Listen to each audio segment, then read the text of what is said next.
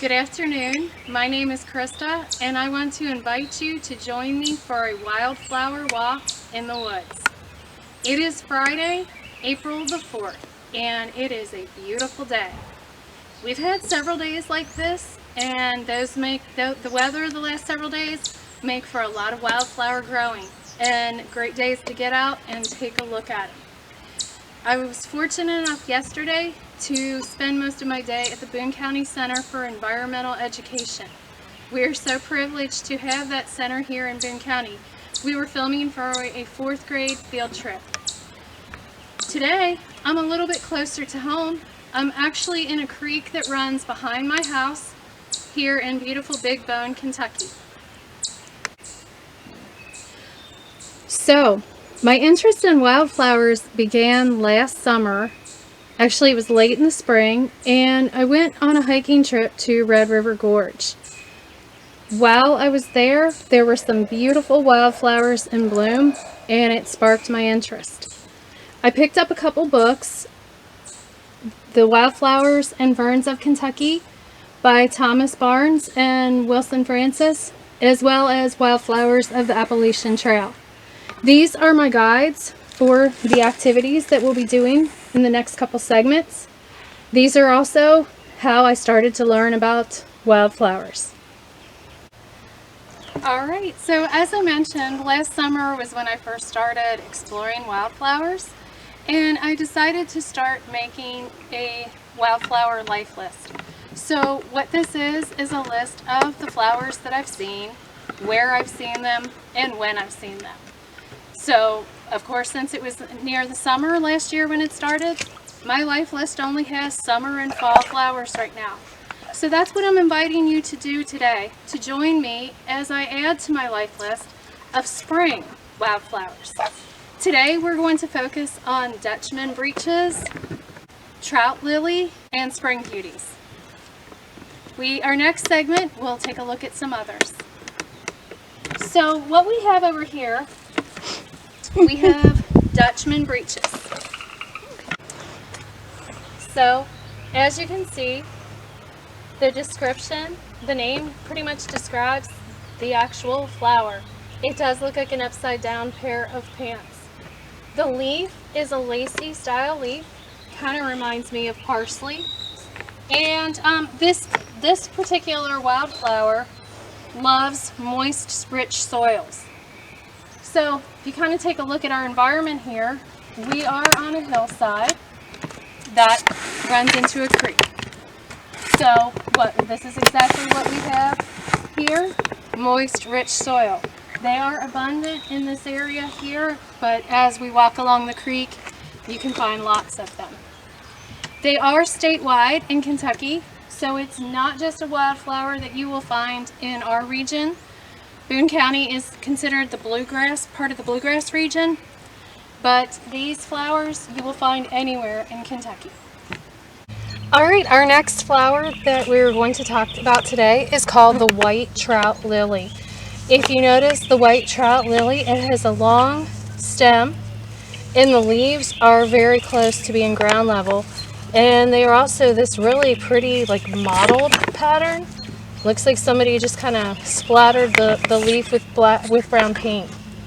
So this flower is not dying. That's not why it's kind of drooping over like that. That's a characteristic of the white trout lily. They droop in that way, and the underparts, or the flower parts, are underneath. Kind of like we just saw the Dutchman breeches. And the whole reason for all of that has to do with the pollination of these particular plants, which we may talk about that at a later segment. But the white trout lily is kind of unique and cool in a lot of different ways. It can be very acrobatic.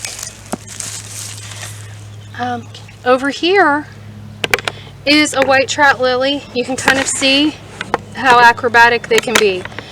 They will open, the petals of the white trout lily will open and bend back like this during the day, and then close up at night. This one over here is probably kind of at the end of its life, and that's why it's looking a little wilted. That's the unfortunate thing about white trout lilies. They only last for a couple of days, so you want to try to get out and see them while you can before they die off.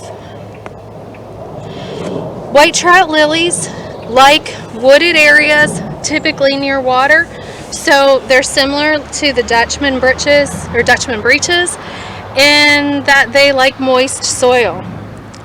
Northern Kentucky is a great place for white trout lilies. They are all over the bluegrass region. They are also actually in a lot of regions in Kentucky, but they are not statewide. So we are very fortunate that we are one of the regions that is able to enjoy this flower. They can be yellow or white. Obviously ours here are white. I'm actually kind of investigating where you can find the yellow ones and if there are areas here in Kentucky that you can find them. But I know the ones in Boone County that I've seen have all been the white version like what we have here. And our last wildflower today that we're going to talk about is probably the most common, as far as they are all throughout the state of Kentucky and they are abundant. So you will see more of these if you go out on a wildflower walk. You will see more of these than probably any of the other ones that we've talked about today, and that is the spring beauty. So with spring beauties, if you notice, this one here has a little bit of pink striping inside. Some of them have more pink striping. Some of them are so heavily striped that the actual flower, the petals on the flower actually almost look pink. And that's okay. They're still all spring beauties. Just the amount of pink can vary from plant to plant. Spring beauty has 5 petals, as you can see, and it has leaves that are really long and thin, kind of almost reminds me of blades of grass.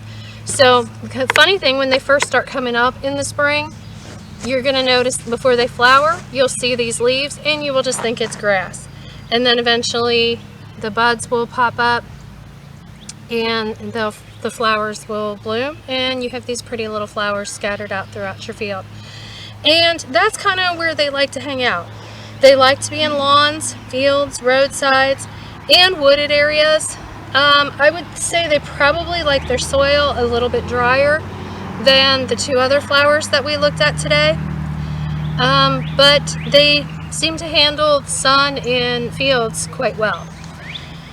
So that is all for our wildflower walk for today. We'll come back later on and talk about some follow-up activities that you can do in our next video. Alright, now we are back from our wildflower walk in the woods. So I just want to take a minute or two to talk to you about some follow-up activities that you can do. Of course, the wildflower life list or journal is always an option. It can be as simple as just keeping a notebook where you write down the date and the place where you have seen the wildflower. If you're artsy, you can draw a sketch to go with it, or if you're into photography, you can take a picture to go with it as well. So that's one option that you can do. Here's another option that you could do as the whole family, or as the entire family can do together. This was something that really cool that my daughter did for a school project. She was doing a project on wildflowers of Kentucky. And these were all just materials that we actually had here at home. You don't have to make a trip to the store to go purchase anything. This is just cardstock paper, cardstock and colored paper. Actually, I take that back. I think we did go and purchase the pipe cleaners, but you can use whatever you have at home. Be creative. Come up with, if you need to use drinking straws, come up with a way to make them green so that they look like the stem of a flower. Glue gun, but you can use Elmer's glue as well if it's not safe for you to be handling a glue gun. But here's what my daughter Macy, so shout out to Macy, here's what she did for her Dutchman breeches. Here's what she did for the trout lily. Now, she did the yellow example. Again, what we've been seeing around here is the white example, and I'm going to look into that to see if we do have yellow ones, or well, I guess we must have yellow ones in Kentucky, but where specifically those are at. I think here in Boone County we mostly have the white version. And here is our Spring Beauty. So again, cardstock, colored paper, glue of some sort, and something that you can use for the snap. So that is the end of our wildflower lesson for today. As I mentioned, we will follow up with a couple more. We may focus on field wildflowers the next time, and we do have some more things that are coming up every single day. So we will also head back in the woods and take a look at some of the new ones. Goodbye.